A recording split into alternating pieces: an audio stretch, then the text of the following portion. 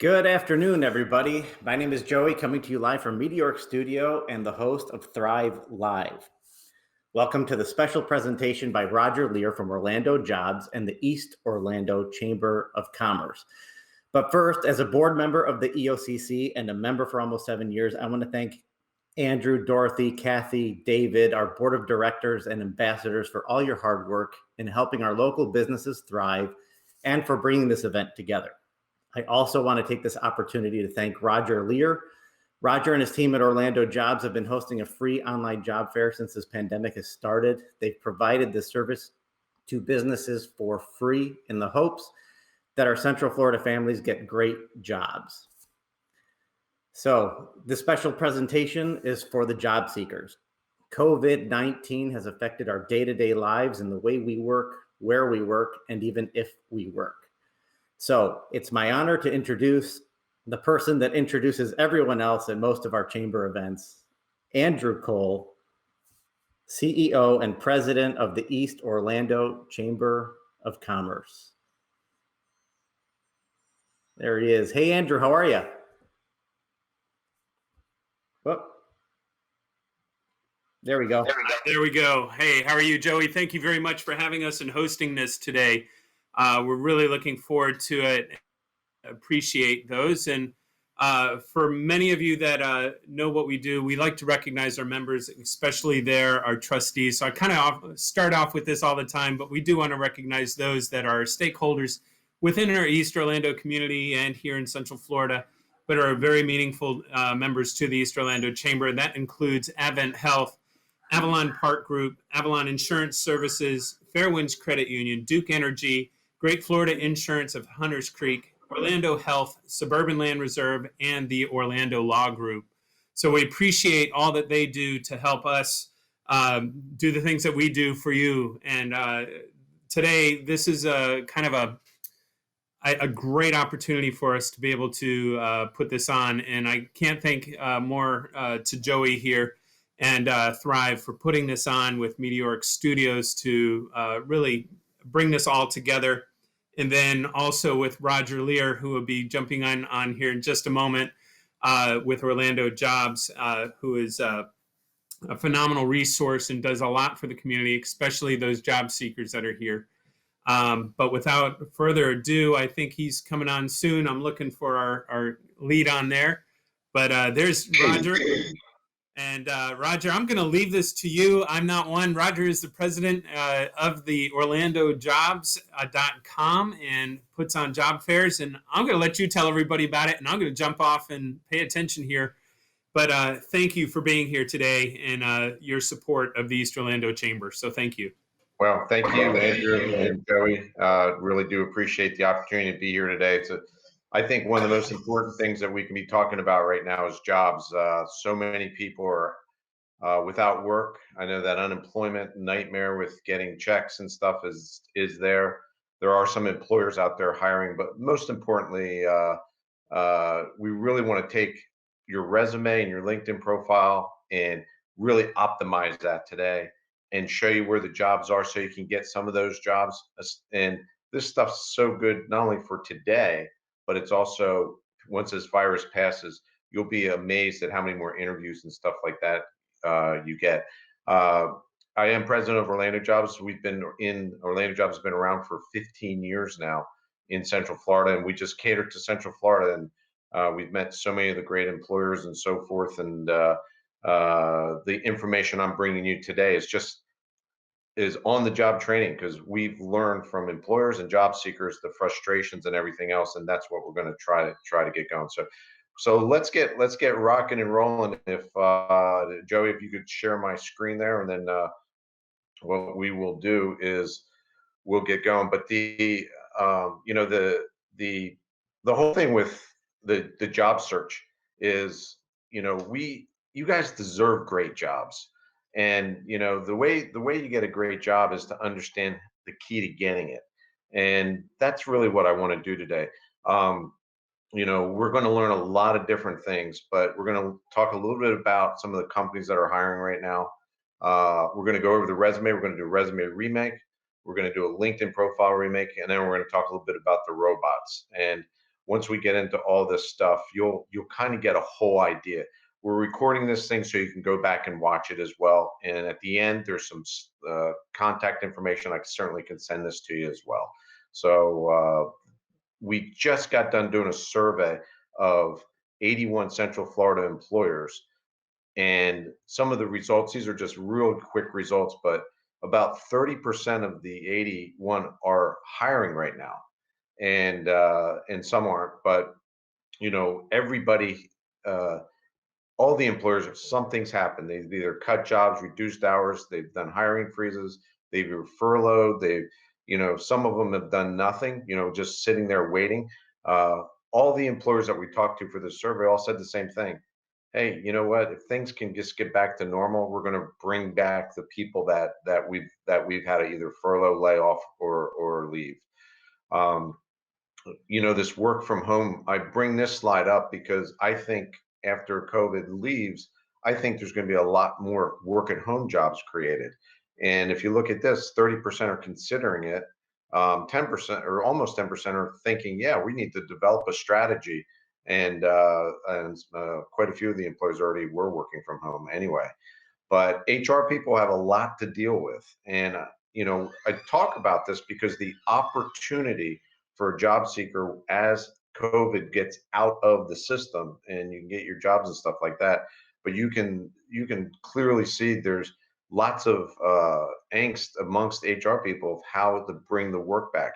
If people are making with the federal unemployment and local, will they automatically leave that and go back to work right away? Will people move? Will people's situations change? Will these employees come back? So all those things are be taken into consideration, and I think it's going to create a lot of job opportunities, and that's what we really want to talk about today. So um, let's get rocking and rolling. We're going to start with the resume, and the resume to me is the most important fundamental thing you can possibly do in your job search. And the resume is, as we go through this thing, you're going to be surprised of what you can do with your resume to really make your skill sets stand out. And as we go through this, there's probably quite a few out there that have gotten some great advice from family and friends, and or you've created a one-dimensional type of resume, or your resume is just a huge conglomerate of words and stories and everything else. At the end of the day, it's not, you're not professional resume writers, and you don't need to be. You have to understand how the resume works when it goes through the application system, not only with humans but also with robots, and that's what we're going to work out. Many of you, there's resume templates, there's 34 million advice columns on resumes. You don't ever have to Google that again. You're going to have the information here today, and I look forward to sharing that with you. Let's take a look at some of these resumes. As I call them, resumes gone wild. I've tried to take a lot of the names off. These are real resumes that get sent. This particular one here is just sloppy. It's got a LinkedIn profile, which is fine. You can always put your LinkedIn profile on the resume and so forth, but it just goes right into job history. I really don't know what this person does easily. So just keep that in their mind. Here's another resume. I highlighted just a horrible email address. That's something that lots of lines and educations and all kinds of other things going on in this resume. But if I just looked at this resume, or if any of you can't tell me immediately what this person does for a living, and nor can a human that's looking at it, nor can a recruiter. Here's another resume. And I'm not kidding. It's misspelled words. Misspelled words. This was taken right from an application, and this just tells me, hey, I'm just, you take pride. You're a bartender. Make your resume the best bartending resume you can possibly make, because that way you not only get a great bartending job, you get the best bartending job, and because you'll stand out if you send one that's really good. Here's another format resume we see a lot. Lots of colors, lots of formatting, different grids all going on. You know, it looks pretty for sure, but is it the best way to get it across of what you're trying to do? And if you take a look at that, you know, it's again, it's not a bad resume. Lots of great education, things like that. But what does this person want to do? What are they applying to? What is the functionality of this resume? That profile picture at the very top is just extremely long as well. So here's another one, and I'm just taking you through this because a lot of you might have a resume and it has cool words. Look at that objective at the top. It's creating successful track record, determination, leadership, goal oriented, problem solver, quick learner. They got so many cool words and wordsmiths in there, but those words mean nothing to a job person or a human resource person or a robot because it says nothing about that person's skill set. And I'm going to show you exactly what I mean about that. But take take a really good look at that because that's common to just kind of copy paste off other people's resumes. It's not the way you want to go. This thing's just, as I say, this is just a hot mess. This resume has it all going on. It's got different color paper. It's got different font sizes. It's got all types of things. All this resume says is don't hire me. Please don't hire me. And I bet you that this is an outstanding candidate. That's why when I see a bad resume, I personally will still call the person because I can decipher it. But if an HR person or a robot can't decipher your resume quickly and they have a bunch of other resumes to go through, just like they do today because application rates are way up, you have to stand out because they don't want to decipher. So keep that in the back of your mind. 6 seconds. That's all it takes anybody to make a decision whether or not they want to bring you in for an interview. And so if you have 6 seconds, what can you do with those 6 seconds? And that's what we're really going to talk about today. And when you see the resume makeover, it'll all make sense to you. So just follow along. So in the 2020 resume, the 2020 resume has to be optimized, and that just requires three things: a clear title, your core competencies or skill sets or whatever you want to call those, and then your examples of your greatness. And the examples that you're going to use are going to be relevant to the jobs that you apply to. And I'll talk about that in a second. When you are writing your resume needs to be written to the jobs that you're applying to. The job that you find online that you're going to apply to, and this is an administrative sales support documents verification person, is your resume DNA. If the keywords in this job description don't match up with what you do for a living, you shouldn't even apply to this job. If you read this job description and say, hey, I do that, but on my resume, I call it something else, change it to what it is here. And let me give you some examples. Here's the keywords that are in this resume: sales support, bookkeeping, administration, accounts receivable, mailing, filing, accuracy. The title of the job is also a keyword: sales support administration. And when we do our resume remake with another person, you'll even get, this will keep up. I'm going to keep putting this into your brains because this is the key to a great resume, knowing what jobs that you're applying to, that it's a match. So here's Bob Davis, right? This is the resume. If Bob Davis was applying to the job that we just showed you, his title would be administrative and sales support. It would talk a little bit about what he did, but then his core competencies are going to be all those things that we just talked about: the sales support, bookkeeping. And where do we get all those things? We got those all from the job description, but we put them in a beautiful way at the very top of the resume so they can see exactly what that looks like. And a robot can read it, a human resource person can read it, and they don't have to identify or think about what you do for a living.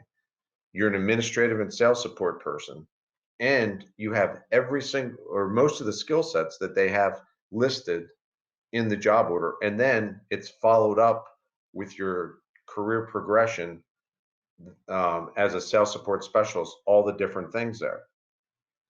Here's something. I don't have it written down here, but take this into consideration as well. At Bon Travel, a sales support specialist, right, is the title of that job that was there. But what if he was a administrative specialist at Bon Travel, but did exactly what this job did? Is he able to change his job title on a resume to the position that he's applying for? And the answer to that question is 100% absolutely yes. As long as you do the job title, if the closer it can be to the job that you're applying to, the more likely it will be that you get the job interview, as long as you have the skill sets that are required. If you ever find yourself making up skill sets that you don't have, apply to different jobs. And people do that all the time. And I'll show you that in here in a little bit too. But that's really important stuff. And I'm going to get much more clear on this stuff here shortly. So are you ready to do the extreme resume makeover? I feel we should do a TV show too on this, because it's the piece of paper that you submit into a company is so important, but it doesn't give you the opportunity to show who you are as a person. That's why I like live job fairs, because you can walk up to a employer without them knowing anything about you and immediately develop a relationship because they like the way you look, the way that you talk, and so forth. The employer's typically saying, boy, I hope they have the skill set. When you submit a resume, and it's the opposite, you have to have all the skill sets first before they even talk to you. So but that's why we're going to solve that a little bit. So here's my candidate. We're going to redo Sandra Gill's resume, and let's take a little bit of time, just read through it real quick. But she's at she's out of Atlanta, an okay email address, career objective, lots of lines going on, a full address. In today's world, you don't want to put your full address. You just want to put Atlanta, Georgia. That's it. And so forth. They have a career objective, and then she has her professional experience at the American Cancer Society, and she's got 20 years of experience. And she's done, virtually 7 different things while she's been there, or whatever the case might be. IT, supply chain, you get all that. I'm showing you this resume because this is a perfect example of a resume that she probably thinks was pretty good. And this resume would get sent into every single job the same exact way. What she doesn't recognize is this resume can be 10 times better, as can your resume. And it has to be better if you want to get interviews. Resumes are your license to an interview. They're not legally binding documents. They're licenses to interviews. And when you have a lot of different skill sets like Sandra does, there's no job out there that's going to have all those skills needed at the same time.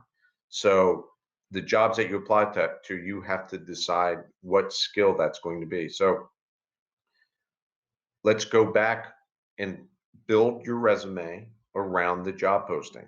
So I asked her to send me a job that you've applied to recently that you're qualified for. And here's the rest of her resume too, her education, all that stuff. We'll get to that in a little bit. But send me a job that you have qualified for, and I'm going to go through that job with you, and then we're going to build your resume based on your experience in that job. Just to back up for 1 second, in the career objective, notice highly motivated, customer service, problem solving, analytical, interpersonal skills. When you work and you are successful at your job, you already have all those things. You don't have to write them down. They're for granted, but it's a very common thing. And it's not bad. Trust me, it's not bad. It's just you're taking up a lot of space that doesn't need to be taken up on a resume. So anyway, let's find the job. So we went out and she sent me this job, or I'm getting ahead of myself here, but the job that she found was at Kennesaw State University, and it was program IT management office, and it's up in the Atlanta area and so forth. So what I do is this is a test question. Number 3, find X. Here it is. That's what this is. Find X. The X in a job description is literally the keywords that you want to put in your resume that you have that will match what they're looking for. Nowhere in this job description will you find all the other things that she did, training and all that other stuff. But what you will find is her IT background, managing large IT programs, Microsoft Office Suite, Team Dynamics, project management professional, IT project management. You can keep going on and on, updating stakeholders, conduct continual risk assessments. You can take any job out there and find the keywords in those jobs to what you've done, and then you can start building your core competencies based on those jobs. So that's what we started to do. And to start, the Brave of font is the best, the 11 point. That's the one you should always be using. Times New Roman is, you're saying you're still living in 1990 when you use that font. The top 1/3 of the resume is the most important thing. The keywords are king, and your experience is keywords. So here's what we came up with, and I call it a Picasso, an absolute Picasso. And we don't send that picture, but that's pretty cool there. But so if we go to the top of the resume, this is what we did. We refunctioned the entire thing. So now her name is up there, Atlanta, Georgia. We changed her email address to Gmail because Comcast or AOL or I don't even Netscape. I don't even know what the old email addresses are anymore. But the most in IT, most people use Gmail. I know it sounds really silly, but if you don't have a good email address for your job search, make sure you get one. Everything plays a part, even if it's a little part. Then we put a nice 2-sentence thing about what she does. Proactive and articulate IT professional offering more than 20 years in project management. This is speaking right to that job description.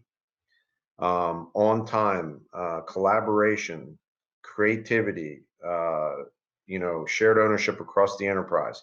All those things were stated one way or another in that job description. And then the core competencies are almost exact. Agile, which is a huge project management system, waterfall, strategic planning, process improvement, Microsoft Suite, we saw that was in there, multi-project tacking, they made a big deal in that job description about stakeholder communication. So, when I asked her, I said, hey, do you talk to the stake? Yeah, I had to keep everybody, the board, 100% involved in everything that we were doing. Then we drop down and we look at her career progression. And it's senior consultant, IT business relationship management. And it's completely built up for that job. And that's it. You don't see 7 other positions there. You don't see anything. Every single thing, every dot there talks about, not verbatim, you don't copy paste from the job description, but what you do is you reforecast or reappropriate the way you want to write it in your resume And it comes out really, you'd be surprised if you use that job description as your guide of, oh yeah, I did that. I led project teams from final scope to final completion. It doesn't say it that way in there, but that is a great way to say it, as well as got all the keywords in there. So you can read through all that stuff. But this thing's just beautiful. I mean, this is beautiful. If you just looked, if this is all that came off, if this is all that hiring person saw, they didn't see your education, they didn't see any other part of your resume, they would already have an interest in you. There's absolutely no question about it. And if they didn't, or if a robot didn't, then the job would have been either closed, or they already had somebody in mind for it. This they have to talk to this person. And I hope that's clear. It's absolutely beautiful. So the rest of her other things, the American Cancer Society positions, the progressions of the other jobs that she had, I still listen to them because I think they're relevant. But I tried to find one thing in each of those jobs that might relate back to the job that she's going to. And a lot of it was in planning, in tracking, and things like that. So there was some stuff. And then your education, your certifications, your technology, getting all your whatever kind of education or anything that you have. Awards is another big one that people leave out. If you've ever had awards at any of your organizations, those are also very awesome to put there. But I think you guys can kind of see the before and the after, right? The before, I have no idea what that person does or wants to do. You know, do they want to be supply chain lead? Do they what's Relay for Life? I mean, if you don't know American Cancer Society, you don't know what that is. Are they a senior consultant? What is it? If you look at the after, you can see it very clear. If you're a lifeguard, if you're an administrative assistant, if you're a graphic designer, if you're a electrical engineer, if you're uh, executive salesperson, your resume is exactly the same way. You just fill it in to the job that you're applying to. And man, I'll tell you, you will be shocked at the response that you get. 80% of the resumes that I see are not optimized. And it's not the fault of the job seeker. Trust me, I get that. You guys aren't professional resumes writers, but this is very important information that you really have to, uh, especially if you're struggling, and get some help. And I'll give you my contact information at the end too. If you ever want to send me your resume, I'll take a look at it for you as well, and so forth. If you use Word, if you have the latest version of Word, Microsoft and LinkedIn, they bought each other, or Microsoft bought LinkedIn, and they've actually created a pretty cool product. I just want to bring this up to you because a lot of times people have a hard time wordsmithing certain things in their backgrounds. But what this tool allows you to do is it'll search LinkedIn for people just like you, and bring up ideas of different ways to write bullet points, basically. This one's for a third-party risk manager, but it will go out and it'll look over hundreds of thousands of LinkedIn profiles and bring you back some very good ideas so you can make your resume stand out. I always tell people, just be careful, because if they're wordsmithing, meaning they're hardworking and all this other stuff, but a lot of times you get the the exact type of information that you want to put. For instance, collaborate and coordinate with the business unit leaders and stakeholders to provide effective oversight and risk management of vendor relationships and performance standards and expectation. I mean, if that's what's on that job description and you didn't know how to write it a different way, that's what that's all about. So that's a cool tool. Just keep that in the back of your mind. Here's the things that drive me crazy, and I hope it drives you guys crazy too. But for those of you who put no address, no city, or anything like that, you're doing yourself a disservice. Put a city and a state. If no city is almost uh, it's a pass usually, because they don't want to guess where you live. They don't want to spend the time calling you to find out you're in California somewhere, and so forth. Highlighting text, people will still highlight what they think is important in their resume. That's why you need a optimized resume, because never highlight. It should just jump off the page. Two, I get this question, so I just want to get it out of the way. Is a 2-page resume okay? A 3-page resume is okay. That's not the point. The point is what is in that first uh, half of the first page of the resume to the job that you're applying to. And if you need 3 pages to tell your story, um, go ahead and do it. That's fine.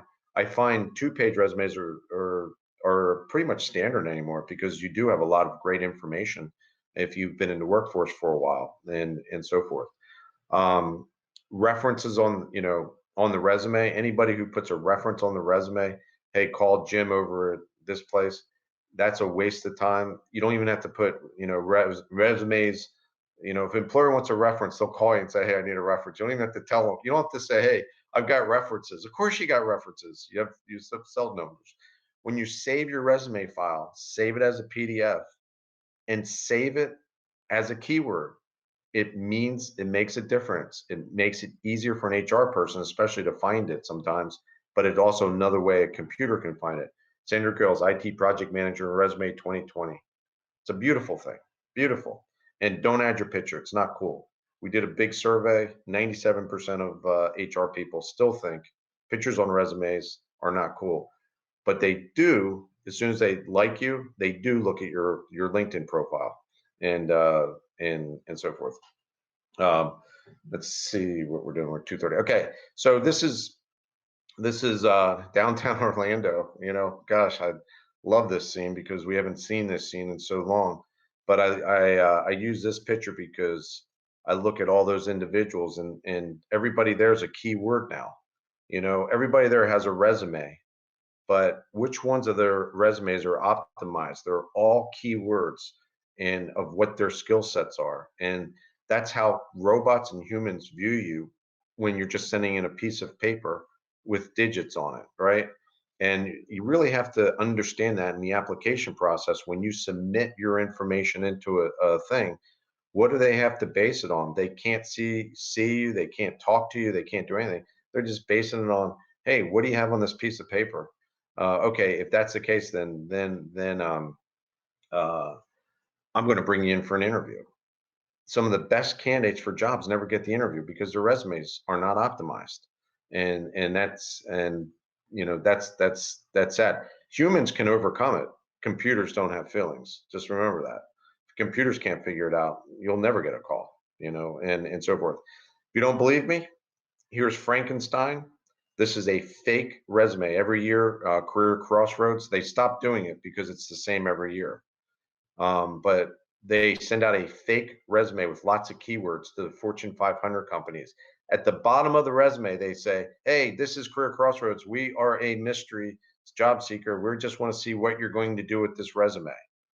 This guy, they're from Mockingbird Lane. They do, the professional, hey, I took 6 months off as was made 6 opportunity, all the things that you would never, the True Blood, Dracula. I was impressed they got True Blood into this stuff. But look at this resume sent to 500. Guess what happened? They received 238 responses. 18 companies requested an interview. 2 companies noticed it was fake. And from previous years, it took less time to actually apply because the application process itself sucks. And when you're going through, you get redirected. You have to create a new account. You put it in. You upload your resume. So many things can go wrong, especially if you do it on your cell phone and all this other stuff. And your resumes never make it to the end anyway, even if they're optimized. So it's really interesting, but optimized resumes are key. All right. So I'm going to switch now gears a little bit, but it really is not, because the resume is your fundamentals. It's your base. It's your foundation. Everything that you do online from a career standpoint should be based off your resume and what you do. And I think if you understand that, the reason LinkedIn is so important at any level, I don't care what you do, you should have a LinkedIn profile and make it optimized, because it's 50% of LinkedIn consists of recruiters and human resource professionals. It's a public resume database. They're searching you. You'll never know what you don't know if you're not in the game. You can't win the lottery without a lottery ticket. LinkedIn's a lottery ticket for your background sometimes, because you'll get a call out of nowhere from a recruiter or from a company, and they may say, "Hey, I got this great situation," and you might be currently working, but the job might be 10 times better than what you're doing. And this is a great way to make sure that if HR is looking for you, that you have an opportunity to be found. And that's what we're going to talk about. We're going to take Sandra's LinkedIn profile and we're going to make it awesome as well. But let me run through a couple real quick. Here's the no picture one. That's not good. Get a picture on your LinkedIn profile. You know how they don't like, when you have a resume and you put a picture on it, you're a weirdo. But if you have a LinkedIn profile and you don't have a picture on it, you're a weirdo too. Maybe even weirder, because they're going to wonder why that person doesn't have a picture.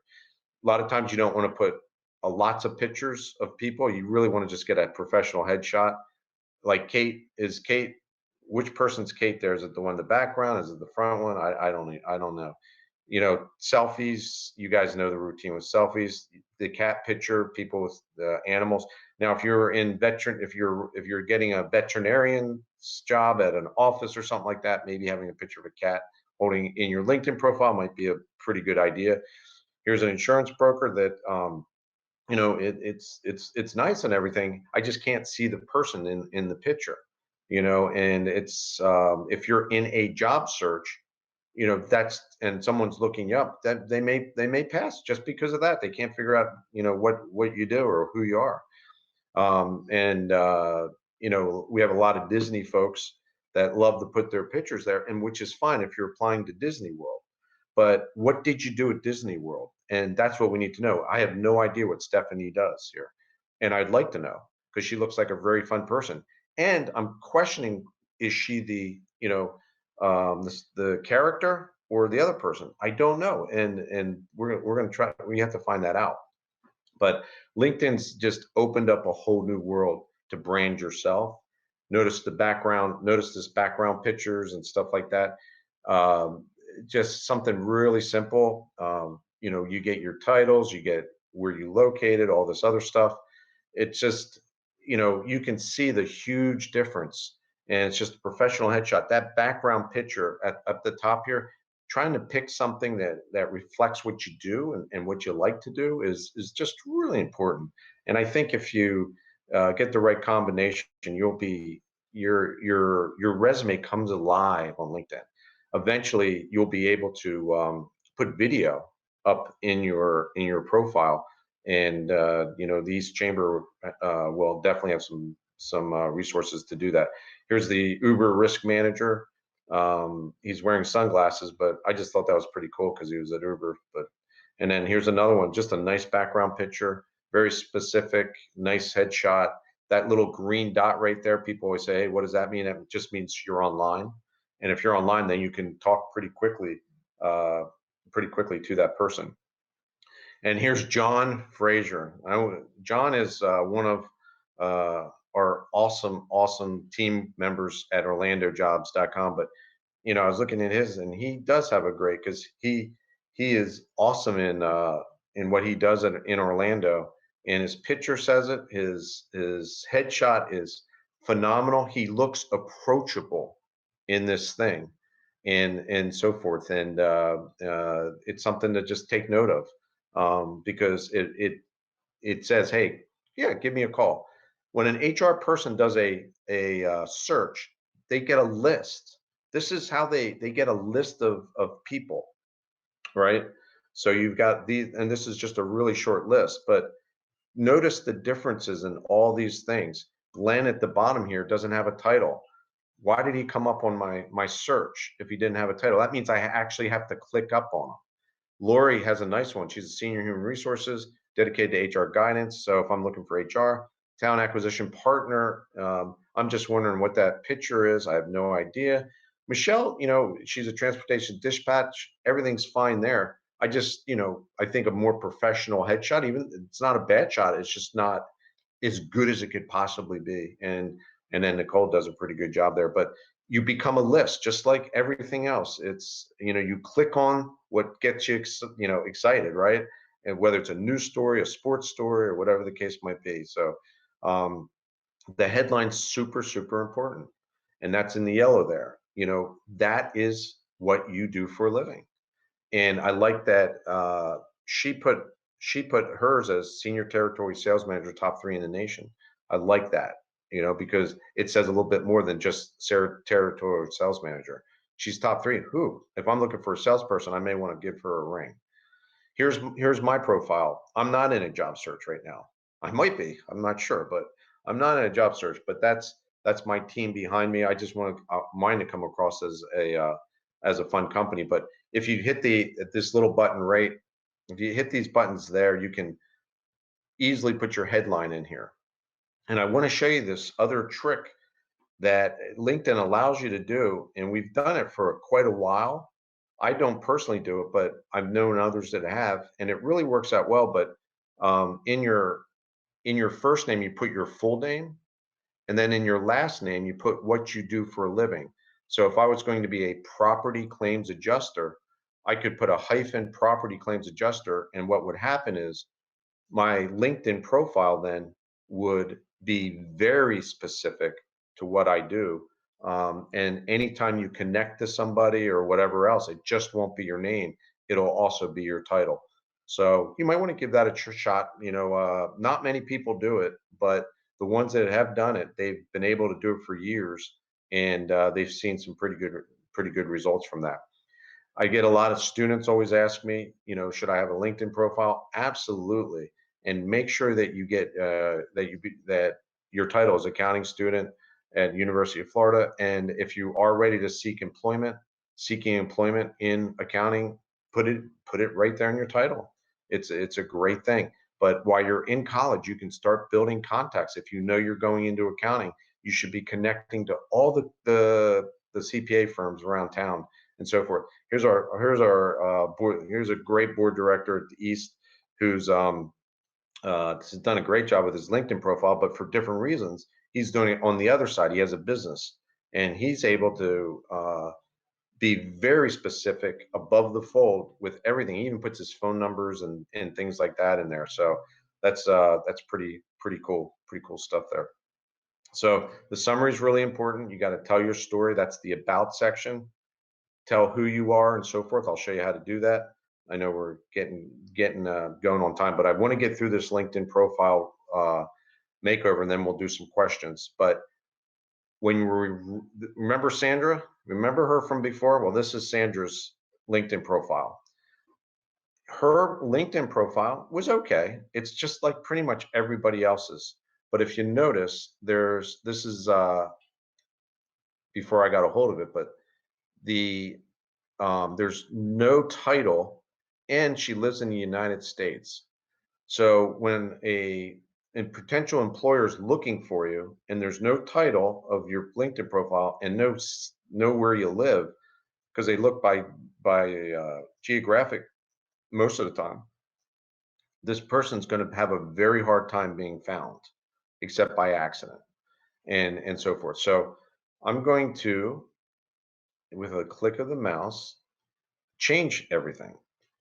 So the first thing I did was I got a relevant, she's an IT program manager, so I got that nice title put in there. Then the Atlanta metropolitan area, that covers pretty much all North Georgia. Then the background picture, just since she's thoughtful, that background picture reminded me, well, that seems somewhat organized. It doesn't look like my desk. My desk is a complete mess. But that, for an IT project manager, it just says organization. So immediately I know more about her with 3 changes. If that's all was changed, this is 10 times better than what it was. But there's more. That about section, where do you think that about section comes from? Well, look at Sandra's resume. The about section is what's on the top 1/3 of her resume. Copy paste and put it in. and you have an outstanding keyword oriented profile in the about. And so just like your resume, anybody looking at your LinkedIn profile can figure out what you do without having to even move the page down. And that is so important. The same way with your resume. Your resume, they should be able to tell what you do and everything without, even if your resume was folded in half. And that really that screams optimization. And again, I challenge all of you to understand how important this is. And you can take anything that you do in your backgrounds and push it in there. If you notice in the experience, then before she just had her titles, we just basically put her resume in here based on the positions that she's trying to get. With LinkedIn, since you may be applying to 10 different types of jobs that have different things, you can add more keywords if you do them to your profile and so forth. So just always know that you don't want to over keyword your profile. You know, that doesn't make any sense, but this is 10 times better. It's beautiful. And I think it's going to be exciting to see what type of results she's going to start getting now that she has a good resume as well as a great profile. I hope you guys see all that stuff. This is really, really important stuff. And it's even more important knowing that the challenge to get hired right now when there's maybe 20, 30, 50 other people applying for the same job, you can stand out. You can stand out. 80% of you right now don't, but you can. And I hope that means a lot to you because I am very passionate about this, especially when it comes to the robot side. Humans are, if they have time, they can, you can, some a lot of good recruiters know how to read through bad resumes. Let's put it that way. All right. So nothing here that I'm going to tell you that we haven't already talked, but your title and summary and your keywords are some of the most important things. If you haven't personalized your URL, make sure you do that and you just edit your URL. Again, these things will be all there, but instead of having a bunch of numbers, it can be your LinkedIn profile /in/your name. And that's always a great thing because it looks a lot better. Remember that one resume we saw with that guy's huge LinkedIn name? It looks a lot better by just putting LinkedIn at Roger Lear. They'll know what that means, so that's kind of cool. Get that professional headshot right now.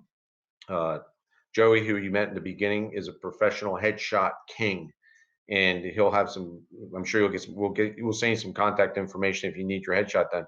The problem is no one can do headshots right now until this economy reopens because I guess they don't think it's essential. I think it is essential. I think jobs are essential. Don't get me started, but we'll get you that information. But get a professional headshot. It means all the difference in the world. And there's nothing on this that I need to really do. Just if you can remember, LinkedIn's a public resume database. If someone pulls you up and you can create curiosity, you're going to get connected to them, and then all of a sudden, before you know, you're going to find a great job there. And those two things together, that resume and that LinkedIn profile, if you optimize the way we just went through that stuff, you are going to be just absolutely amazed at if you've been struggling to hear back from employers when you've applied to jobs, you're going to be extremely amazed about how many more opportunities I think you're going to get. And then you're going to have to get your interview skills and gear and a bunch of other stuff. Lastly, when you're applying to jobs and you have all this stuff and it's good, try to do it from a desktop and not a cell phone. Unfortunately, when you get redirected to company websites and their applicant tracking systems, so only about 10% of your application or people that apply actually get all the way through the process. And it's because you can't do everything it's requiring you to do a lot of times on a cell phone. It's 2020. You'd think that'd be changed by now. It hasn't been. So that's you might have thought you applied to a job, but you might not have gotten through. So anyway, I wanted to let you know right now at Orlando Jobs, we have the virtual job fair. These are just all the employers that we're finding that have jobs that they are currently hiring for today in Central Florida. You can visit that site. We're changing that every day. We'll probably be extending it past the 30th. Not sure yet, but with that said, we'll go over and get some questions and see what we can do with the remaining time.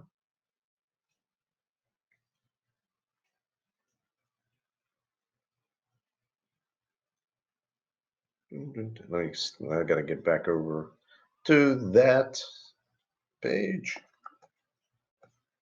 All right. Hello.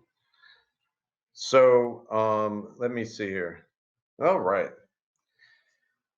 So Joey, are you coming back on to do some questions? Because I'm seeing some here, but it's kind of hard for me to get through these things. Let me see. Should the tailor resume to the number of years of experience required in jobs? All right. Oh, Jackie had a good question. So it was, should I tailor the resume to the number of years required in the job description? No, you don't. No, it's not. It's not about years, and that's what everyone has to understand. It's about the skill set that the job is requiring. If you have 20 years experience and five of them, just like that resume, five of Sandra's resumes are in IT, project management. That's what you really push, and then you keep the rest of your jobs or your years there. But whatever the job description says, those are the things that you really want to do. You don't. A lot of people, especially when you have a lot more years of experience, what happens is you think you're going to get knocked out of a job because of age. You're not going to get knocked out because of age. You're going to get knocked out because you have way too many skill sets and they're all over your 3-page resume. And the company doesn't need all those things. That's why you can still have 25 years experience, but concentrate on the thing that they need. We're gonna get with my if you got my email, it's just Roger at Orlando Jobs. You'll be able to get the I can send you the presentation, but we'll also at orlandojobs.com as well as our Facebook /Orlando Jobs. We will have this up there for you as well as the presentation for you to download. So the headline on the resume, Georgia, or the headline on LinkedIn. So the headline is what you want to be. If it's on your resume, it's the headline is the job that you're applying to.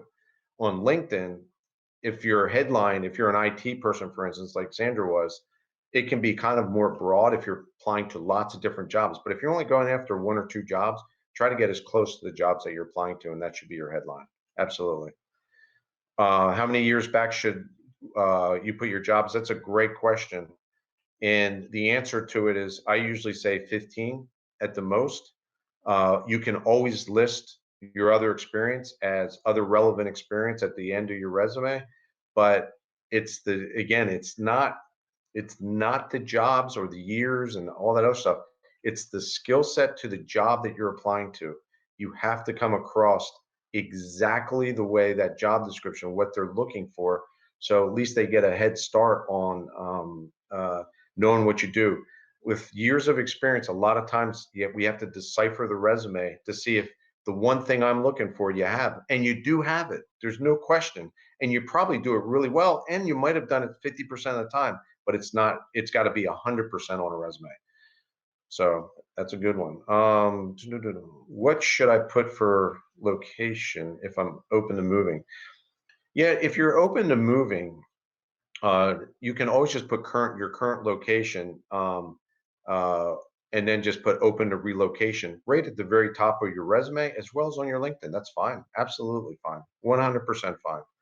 So, all right. When you've spent your career in a certain field but are expanding careers, how do you express that on a resume? That's another conversation. That's a great question. So, when something like this takes place, where say you've been a claims adjuster for 25 years and now you want to get into sales, how do you go about doing that? Well, most of the time what you're going to have to do is you're going to have to do more networking and figure out what is the entry points into what you want to do. So like at an insurance company, you could go and talk with the sales manager and say, hey, I know I've been in claims for 25 years. How do I join your team? What do I need to do? What is the industry requiring me for, and so forth. So there's a lot more networking, but that's a very short thing. But go ahead and email me. I've got some information I can send you on that. So this is a great, Jackie. Another great question is, if I form my resume for my jobs, when I check my LinkedIn, it might be different titles. Will this be penalized? No, not at all. They won't even be checking your LinkedIn most of the time anyway. They're going to be calling you off your resume. The only time they check your LinkedIn is 2 times.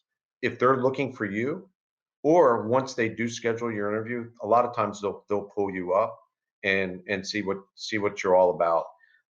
Believe it or not, people have lost jobs because the information of their jobs on their resume did not match their information of their jobs on their LinkedIn profile. You're not scamming any systems. It is what it is. You have dates, you have all that stuff there. The one thing is you want to concentrate both on optimization of skill sets, and then with your career stuff. If you're applying to 4 or 5 different jobs and they're all different types of jobs, just try to somehow in your about you situation bring those keywords to that match all those jobs. But if you're applying to so many different jobs, it's probably why you're struggling in the job search in the first place.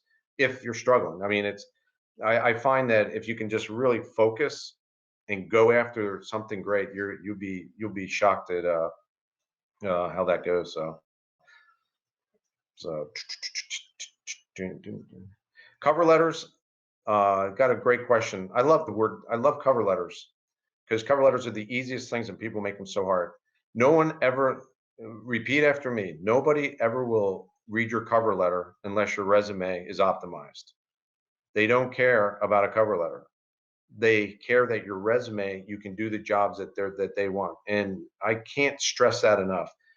They'll read the cover letter once they realize, hey, this person's cool. They'll read your cover letter and look for 2 things. Number one, just how you write, that kind of stuff. Cover letter is very simple. Hey, I just applied to this job. Very excited about it. Here's my contact information. I'm wide open for interviews, or whatever your interview schedule is. That's all that has to be. If you repost your resume and your cover letter, which a lot of people do, not verbatim, but they'll start talking about, I have 7 years, I'm hardworking, I do this, I do that. All that stuff is a waste of time. That is all. That's why your optimized resume is like God sent to a human resource person. It really is, because they are praying that you're as cool as your resume. Like Frankenstein. Frankenstein looked good on paper, didn't he? So.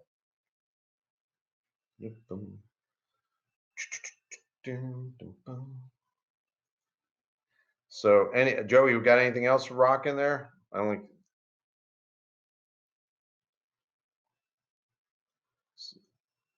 Is the PowerPoint available in addition to recording presentations? Yeah, it'll be at Orlando Jobs for sure, and .com, as well as our Facebook page. But we'll send out. I know some of you registered, some that haven't. That's where that stuff will be. So cool. Well, I think we have run out of time. It is 1 hour, so I can't thank everybody enough. I'm not sure if these guys are coming back on or not, but I can tell you this. Oh, there's Andrew. Hey, Andrew. I'm back. All right. Back. I think you can hear me. We're back. Well, Roger, thank you. Really appreciate all that you've done and what you're doing with the community and helping everybody while they're unemployed. And this was some great information here. And we will also at the Chamber have access to this and be linking. And you can find Roger's information on our website along with Joey's. So if as you're getting situated here, you can find all of that on the East Orlando Chamber website. That's at eocc.org. And orlandojobs.com is where you can find Roger's information, and all of this will be posted there also. So as resources, and I know Joey will probably have some links and things through Thrive also on this. But just so that you know, the Chamber does have a couple other things going on. If you are having some issues or anything, if you've lost insurance coverage during this time and not sure what to do, we have at 2 p.m. on April 30th. Sign up at the East Orlando Chamber for the links to that. That's another great opportunity. And then we've got also the optimizing your videos for Google and YouTube. That will be on the 29th at 2 p.m.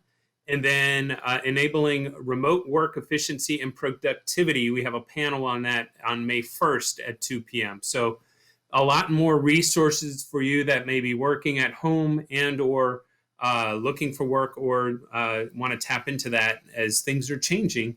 But the East Orlando Chamber is a great opportunity, a great resource for you. We've got lots of information on our website. Feel free to check that out at eocc.org. Roger, once again, you're on at orlandojobs.com. And Joey, we can find you here on Facebook at Thrive. And want to just say thank you once again for everybody for putting this on and for those that participated. So thank you once again. You guys stay safe out there. We look forward to having you back and getting our economy eventually back up and running, but doing it the right way, the safe way, and do it methodically so that we can all stay safe and stay healthy. So we appreciate and thank you again. Have a great weekend, everybody. Take care. Thank you.